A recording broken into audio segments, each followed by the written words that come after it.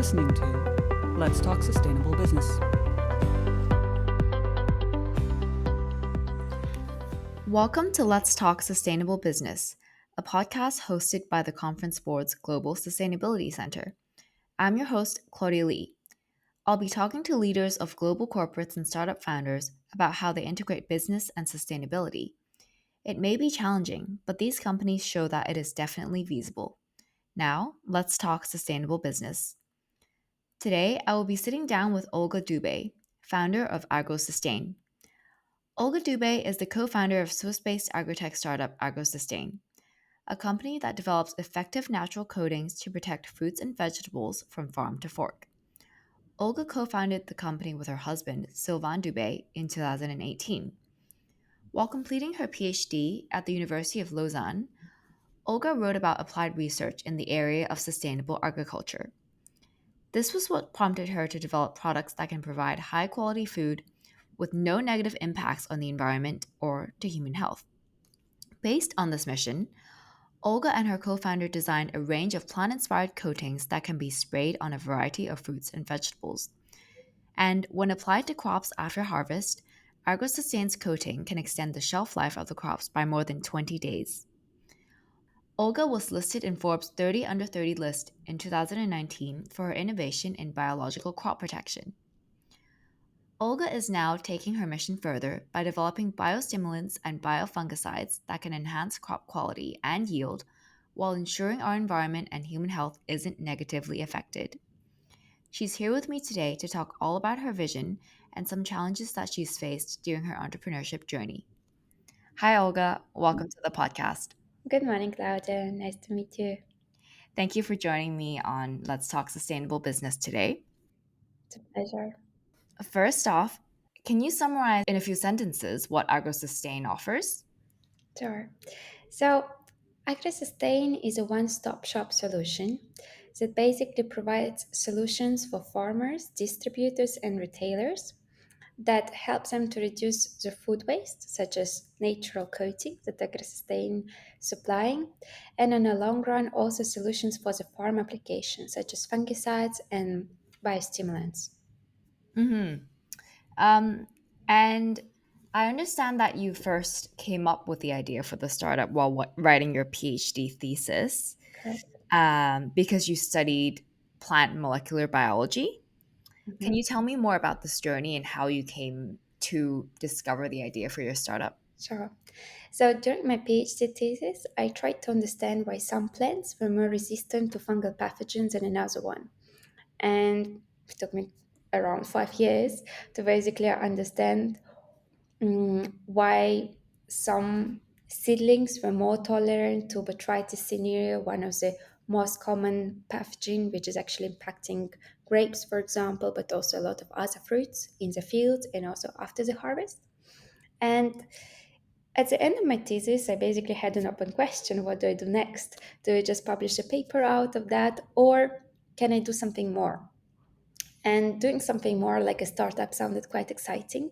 So, this is exactly why, together with Sylvain, we decided to launch a company back in 2018. Okay. So for those listeners who are not, plant molecular biologists, can you explain more about in simple terms, like what fungicides are and how is this different from other chemicals applied on plants like herbicides and fertilizers? So, so now when we look in the fields, we usually see beautiful plants around it that can produce a lot of different fruits, vegetables, depending what they're growing, right? But when you start working in a field, you realize that it's a very heavy job. Because on one side, you have some pests like insects who are trying to eat your leaves or to eat the fruits you're having. And for this, people are actually developing insecticides. But you can also have some herbs that are growing down and that actually consuming the same minerals from the soil that you want to give it to your fruits and vegetables. And that's why people are using herbicides. And then there is a third one, which is called fungicide. So it's basically something that stops or kill fungal pathogens. And Hmm. I think we are all familiar with these products. And the core difference that we usually see is whether this product natural or biological or whether it's chemical. And this is the important decisions that a lot of growers take for themselves. I see. And why did you choose only to focus on fungicides instead of the first two, insecticides and herbicides that you mentioned? Well, that was actually because of my PhD thesis, because when you have a limited time, you need to keep a focus, of course. So that's why the goal was to understand why some plants were more resistant to molds, which is fungi. So that's why Hmm. it started there. Okay. So, one of the challenges you were trying to solve is that you thought that too many people were using chemical fungicides. Uh, can you tell me more about how often chemical fungicides are applied, and if when they're applied, will this affect the quality of the produce as well as our health? And this is a very sensitive question, and I think it's also related to first fungicides that you're using as well as the crops. There is some crops like strawberries, which are grown, for example, in a greenhouses. So there the humidity is very high and temperatures are above, let's say, or around 25 to 30 degrees. So fungi usually like warm temperature, whereas with high humidity, so there you need to use fungicides quite often. Hmm. From our discussions with some strawberry growers, for example, they need to use fungicides at least once a week. So it's quite heavy implementation. And of course, it can afterwards accumulate in the soil and in our drinking water. When we are talking about grapes, for example, and I'm talking more from experience because in Switzerland we have loads of grapes and we talk to grape growers quite often. Dates depends a lot on the season because we can have a very dry season like this year. So there was not a lot of fungal pressure. But when again you have a humid and warm season, you might need to use fungicides at least every 2 weeks or even more often. Now, is it very bad for our health? Usually, to put a fungicide on the market, you need to get approvals, meaning to show that the product is not toxic for human in a certain dosage, that it's not toxic for animals, and etc. But at the same time, it all depends on overaccumulation of this fungicide in the environment and in the food that we are consuming. So, in the long run, it might be potentially toxic, but I think it will rather take a very, very long period of time to Hmm. really do such a strong conclusion to date. But we also saw a number of examples, like, for example, DDT, which was even found in the North Pole, right? Something that someone maybe don't use any fungicides at all. So it's very much fungicide specific. Oh, I see. And how are these chemical fungicides normally applied? Are they just directly sprayed onto the crops? Yeah. So there is not a lot of innovation. It's more to make a comfort for farmers. I mean, you can spray it with by hand. You can go with a large machinery. Sometimes it can even be done from the planes or helicopters or drones these days. Hmm. And have there been studies about the difference between when chemical fungicides are used and aren't used? Yeah, of course. I mean, And usually not using chemical is always better, but then at the same time, our goal and the goal why people need fungicides is to increase the yield, because if you Mhm. don't produce a crop you're losing everything which you're producing. So then it's a lot of time and commitment of the growers which is basically lost, and at the end of the time they don't have any revenue to leave. Mhm. Okay, got it. Um, so going back to the reason why you decided to launch the product, it is because what you just said. Without using fungicides, it reduces yields, Correct. and uh, with global food insecurity happening right now, we need to maintain a steady and secure yield. But the problem is, a lot of people are talking about how organic methods of farming and regenerative methods of farming will lead to lower yield, and that is a big debate right now, right? Um, but actually, as we know, this is sort of a misassumption because a lot of the time, enough food is produced for the world. And the reason why there is food insecurity is because around one third of the food that is produced is actually lost and not eaten, partly because there's a lot of food loss during the supply chain. Um, can you tell me about how your product actually contributes to reducing food loss? So maybe just before I go there, I mean, we spoke a lot about fungicides, Mm-hmm. but we need to also precise again that there is a chemical fungicides and there is a biological one, which are usually more environmental friendly, and that can actually be compliant with organic fruits. So this is one way of solving it, right? So having an organic pesticides overall that would be efficient at the same time and not only good for Mm-hmm. environment. Now, you're absolutely correct saying that food waste is happening through our supply chain, meaning that what we can produce is still going to be lost sometimes during storage or transportation, as well as at the retail phase or even in our houses. So that's why there is a new emerging market which is appearing, which is called like post-harvest treatment, and Agrosustain is also part of them. So actually, in order to reduce waste in a post-harvest, we just commercialize our product, which is called natural coating. It's called Agros Fruits so far because we are mainly working on fruits, and it makes an invisible layer on the top of the fruits, which you can do by doing spraying, application, or buffing. And this layer protects the fruit from losing too much water, meaning that they're maintaining high pressure inside, so they're still crunchy if you want to talk about apple, for example. And at the same time, it extends the shelf life.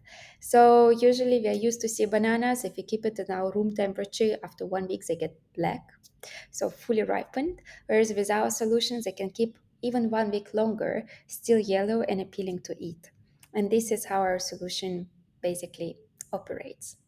I see. So going back to actually the supply chain part a little bit, Yeah. um, you talked about how during the supply chain from when the produce is at the farm to when it's in our house or in the Mhm. store, there are lots of different possibilities of the food being wasted. But then where agrosustain comes in is the post harvest part, where after harvest, the product is sprayed onto the produce, and then that will extend the shelf life, whether that is in the supermarket or at home. Is that correct? Yes, and also before it reaches supermarkets, because usually the fruits can be stored, like apples, sometimes it can even be stored for over 12 months, or during long transportation, because when we talk about exotic crops for European market, for example, such as avocados or mangoes, if they're shipped by boat, it takes them 3 weeks to arrive to the closest port. So it's quite a lengthy time period where you still need to maintain the quality. Mm-hmm. And when, at which part of the post harvest process is agrosustain's product So applied? we always say the earlier the better, because the moment you cut the fruit, it starts to lose the water, right? So then it's losing its quality in a way. So that's why usually with our clients, we are working directly in the fields, in the packing stations where they brought, washed, and then we would put coating application, for example. But if it's not possible, we can also do application at the distributor, meaning later in the process, before they're going to retailers. Okay. So the different supply chain parties Yeah. have the option to apply at Yes, different stages, but then you would recommend the earlier the better. correct. Okay.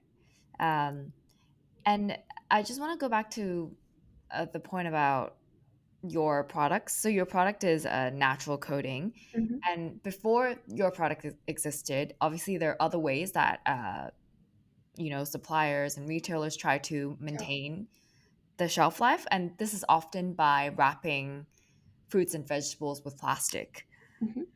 Are there any other solutions to this issue apart from wrapping it with plastic that you know of? I think that the preservation part for fruits and vegetables is a very is I mean it's back to around 13th century. Like the latest thing I was reading about is that actually in China, people were wrapping their fruits for storage in animal waxes. So like this, the fruits would have last longer throughout winter. And in a way, we did not really develop anything new. We just started to use current technologies to develop very efficient ways of preserving the fruits. Coming back to looking back in the history, for example. So now, are we the only ones? No. And I mean, there is a number of waxes which are already available in the market. Some of these waxes are indeed quite good in terms of, for example, preservation of water loss, but they don't have the same property as our natural coating in a way of extending shelf life of solution. There is also sometimes chemical coatings. So usually when we say chemical, it already rings a bell that maybe it's not so Hmm. good. Hmm. And there is also a number of natural coatings which are pumping up on the market these days through startups actually. Sorry, what was the last point? So Yeah. that there is also natural coatings which are appearing on the markets and they're usually developed by startups like ourselves. And then Hmm. the core difference is of course the pricing because agriculture is still a not very rich industry, let's put it this way. So pricing is very important and the other point which is very important as well is efficacy of the product. And this is the two parameters on which we are competing quite a lot. Hmm. Actually, going back to the point about the being inspired by ancient practices, I think that's a very interesting point. And I think it's fascinating how even in the past generations, people are already innovating, and Yes, there's already so much to learn from how people preserve and ferment their fruits and vegetables, right? exactly. So when you were building the startup, did you look back to practices like what you mentioned just now, like China's wax using to come up with the idea for your natural coating?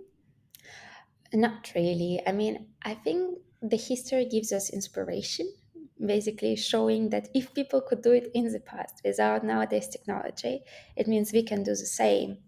But the core difference between now and before is that we have so many more opportunities to develop something efficient, but at the same time not harmful, that this is rather an inspiration for us at Agrosustain to use solutions coming from our food or from nature. Hmm.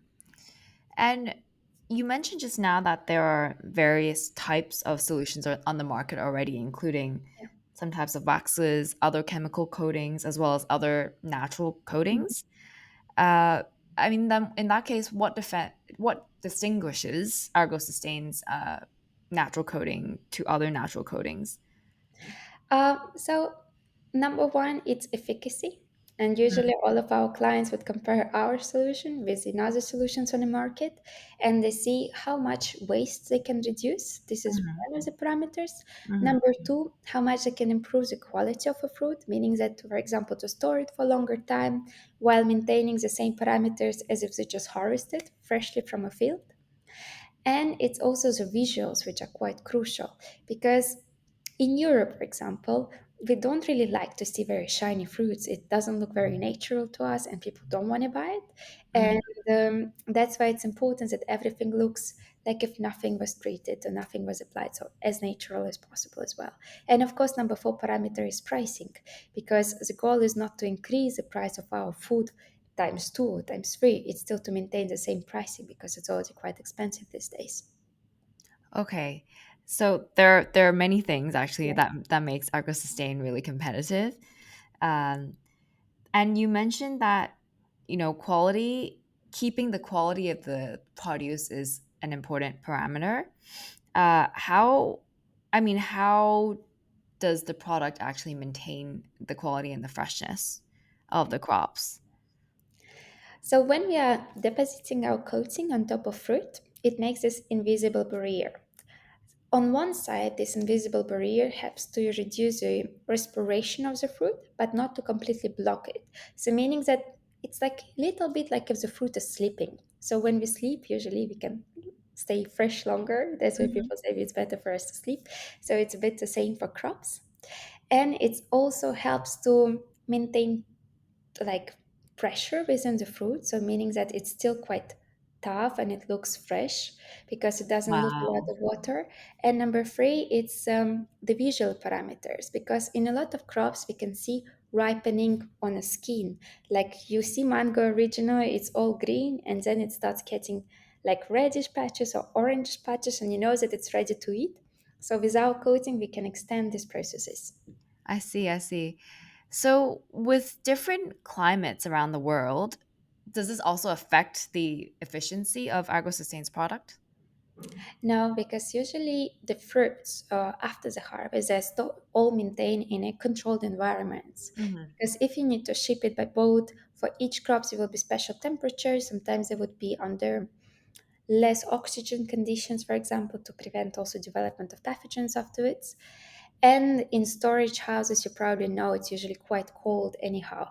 So it's more related to transportation, which is not having any cooling systems. But this is rather exceptional when we are talking about large growers or distributors. Oh, but what about when they arrive in the supermarket or when they're brought back home? Yeah, so there it's a very good point because there we are going to higher temperatures, and this is where our coating can provide a lot of value. Oh, okay. So that's actually the main part of the when Argosustain's products can extend shelf life is during the latter process of For in the shelf life, supermarket it's and exactly home. that because it's Okay. more us as the end consumers who can profit from it. Got it. And with there being so many different types of fruits and vegetables, say I know bananas and Mhm. mangoes ripen really quickly. Uh, is the product that is applied the same across the board, or for certain fruits and vegetables, you have specific natural chemicals that can extend the shelf Mhm. life longer? I mean, our goal was always to have one solution for Mhm, majority of fruits and mhm, vegetables to make the life of the growers or distributors easier in terms of application, meaning that they don't need to change one solution for each crop because then it's getting quite heavy. So we're adjusting our concentration, but the product is the same. mhm. And what about for the end consumer, who is the person consuming the fruits and vegetables?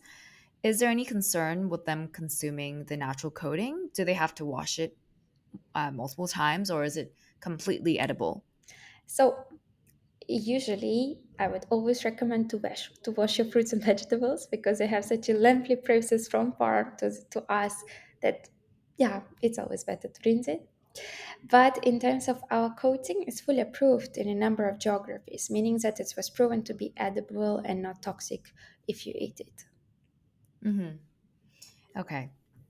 So now going back to what we discussed about the supply chain and food waste, uh, I know Agrosustain is already doing a lot by extending the shelf life of fruits and vegetables and therefore reducing food loss.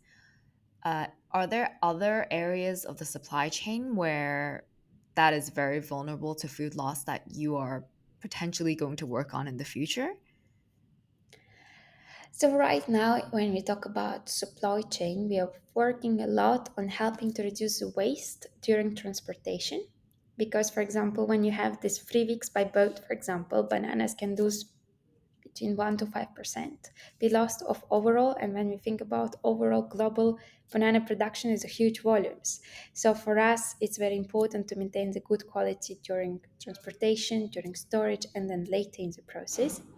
But the overall goal of Agrosustain is to be also effective in the fields on the later stage by building these biological lines of solutions such as biofungicides and biostimulants. Hmm. Let's talk a bit more about the biofungicides and Mhm. biostimulants then. Because we talked about fungicides just now already. Can you also talk about the biostimulants that you offer? Sure. So biostimulant is basically something that helps a plant to grow quicker, to be more tolerant, for example, in case of the stresses like a drought or overheating of the crops. And this is what our solution helps to basically protect the crops from. And how is biostimulants different from fertilizers or like biological fertilizers? So it's actually under the same category. You're absolutely correct. But basically, biostimulant just um, it's not so fertilizer you're putting in the soil under normal conditions, right? And it helps the plant to grow quicker and stronger. Whereas a biostimulant, you put it in the soil more in case there is an external stresses which are taking place, and it helps the plant to overcome the stresses. At least this is what is happening with our solution. Let's say we are spraying it on a berries when it's a very, very dry season. And usually during dry season, the fruits are not getting so big and they don't have a lot of water. Whereas if you're putting it with our solution, they have enough capacity to produce the good quality berries. Okay, okay. And you know, when we discussed chemical pesticides and fertilizers versus natural Yeah, solutions, there is always a difference in yield just because the organic uh, products, it might be it's better for the environment, but maybe not as effective for the yield. correct. So, is that a concern for any of your clients? And if so, how do you sort of convince them that in the longer term, this is better for both the health of the environment and also human health? Sure. I mean, I think the best way to convince your client is just to give him a solution so he can try it by himself and then make a decision whether it's worth it or not. Because we can all show beautiful pitch deck presentations and everything, but it's not the same as if someone takes it really into his field, puts it, and then he sees the result at the end of the season. So, from your experience with clients using your products versus using chemical fertilizers and fungicides, is there a big difference in yield? And is that something you're still trying to solve? So this is something under development still because we are commercial only with coating so far. So for post-harvest application, biostimulants and biofungicides is a product to come in the next 2 to 4 years. So, talking about the supply chain again, um, are there other potential opportunities to further reduce food loss in the supply chain that you see and that potentially you would want to work on in the future? Um, there is always opportunity, right? Because these days waste is so large and there is a number of problems to be solved. But what you can see already is that a number of issues coming directly from the field. That's why it should be all integrated, the pre-harvest and post-harvest. So we need to find efficient solutions in the field, and it will already diminish a lot of issues afterwards. But if you also talk about solution directly is a post harvest. It's also how we are maintaining the crops, for example, on the retail chain, meaning that we usually know that if you put berries in the cold, they're going to last longer. And unfortunately, not everywhere in the supply chain we see this cold treatment for berries, which is still generating a lot of issues. So I think also doing these minor adjustments with the knowledge we have today it can help a lot the food waste. Mm-hmm. Okay. So actually just talked a lot about the challenges of throughout the supply chain of food loss. And then you shared how you wanted to, or you are currently solving it through Agrosustain's products. And I would want to end part one here because this is a good place to end. And then in part two, we can talk more about the solutions while building your business, as well as the pricing and how you keep everything competitive while continuing to grow their business. So thank you so much for sharing so far with me. And let's continue in part two. Thank you, Claudia. Thank you. So I will be continuing the conversation with Olga Dubey in the next episode. So keep your ears open for part two. Thank you for tuning in to this episode of Let's Talk Sustainable Business. If you enjoyed the episode, please remember to subscribe to our podcast or explore the entire catalog of podcast programming from the Conference Board by visiting our website, www.conference-board.org. If you have any thoughts to share with us, you can also email us at sustainability@tcb.org.